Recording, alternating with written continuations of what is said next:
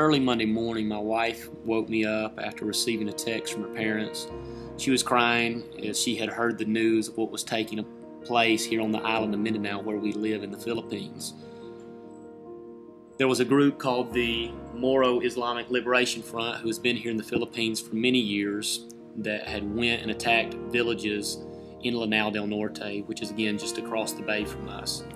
We got up that morning and certainly we began to pray, but we went to the bay to take a look at what was happening. When we arrived, we could see the smoke rising from the other side of the bay. Homes were being burnt, bombs were going off.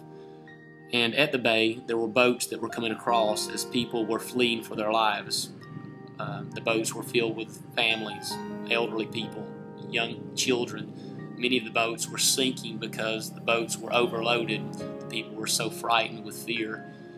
And many of the boats, as they came across, not only were they the people who had escaped, but many of the people who had lost their lives. We saw the dead bodies of many fathers and husbands.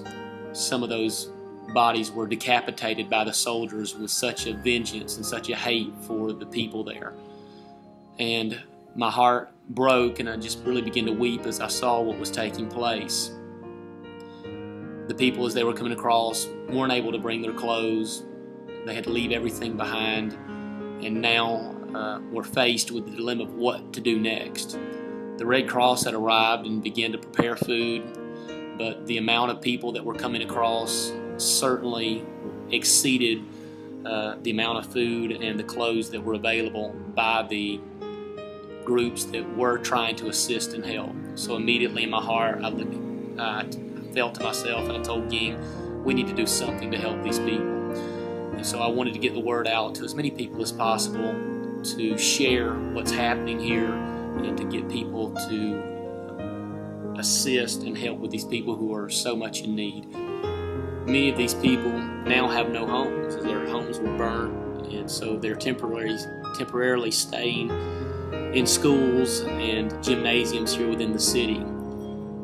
Thousands of people in one location, just cramped in small classrooms. And so these people are having to start all over again. And so we want to do what we can to help make a difference. Again, warfare is nothing new to the people here. It's something that they face on a continual basis. And we need the prayers of people to pray for peace and order. And prayer is always the most important thing that we can do, but we can also do something tangibly. We can also reach out. So I encourage you to take a look at what you see and whatever the Lord impresses you to do to help these people, to give something. If you can buy a bag of rice for about $25 US, you can purchase a bag of rice that would feed so many people.